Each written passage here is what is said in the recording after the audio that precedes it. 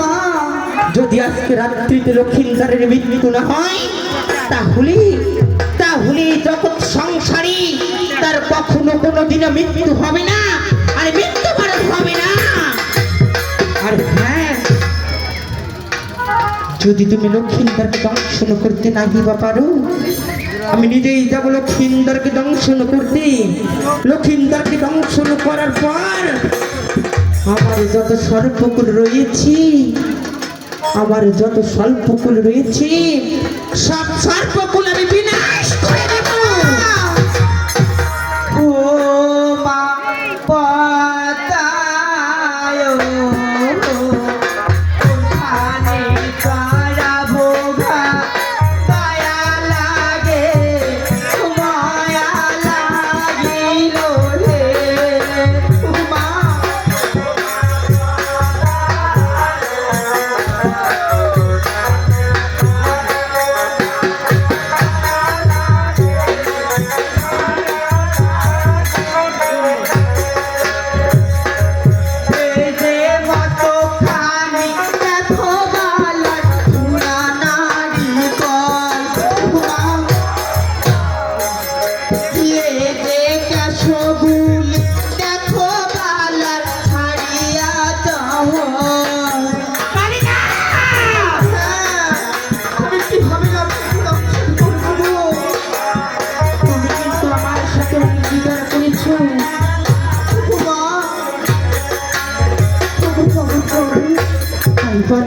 মস্তখানি দেখো বালা মুই চুলখানি কর, ওরে কাশগুলি দেখো মুই ওই হারিয়া যাও। মাতা এই যে চক্ষু দুইটি দেখো মা মুই স্বর্গের তারা, এই যে গলা খানি দেখো মা মুই চারি যেমন মালা। আমি কেমন করে দংশন করবো জগতে, আমি কেমন করে দংশন করবো?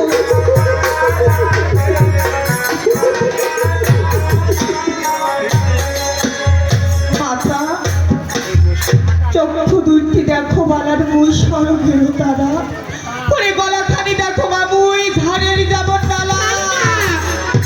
আমি অর্থ কিছু শুনতে চাই না, কপালে খানি দেখো বালার পূর্ণিমার চাঁদ, ওরে নাচিটা খানি দেখো বালার ওই গরিয়র সামান।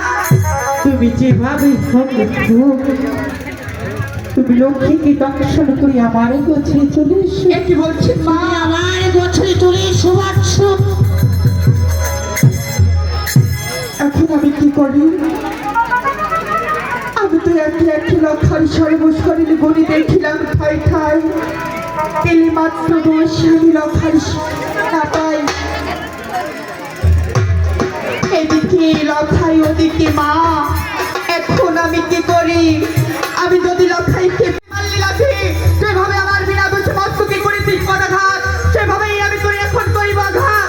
হ্যাঁ, আমি লক্ষাইকে দংশন করবো, তার আগে আমি কিছু দেবগণকে সাক্ষী রাখি না কেন?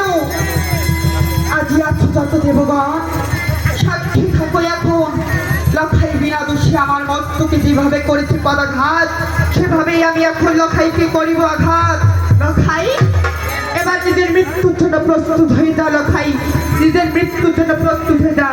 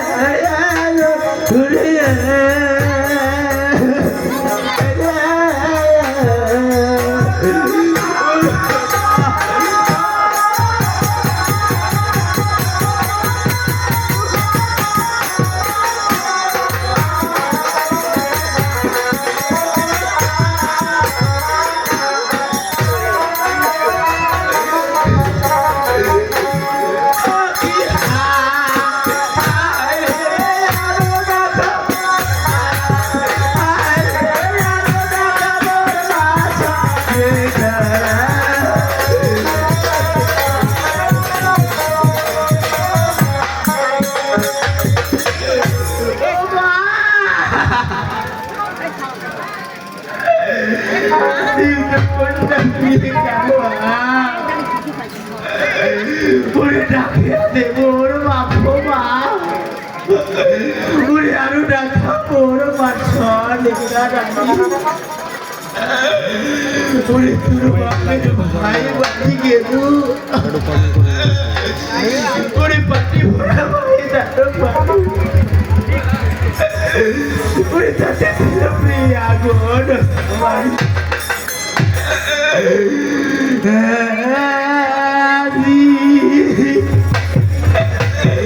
ওই আগুন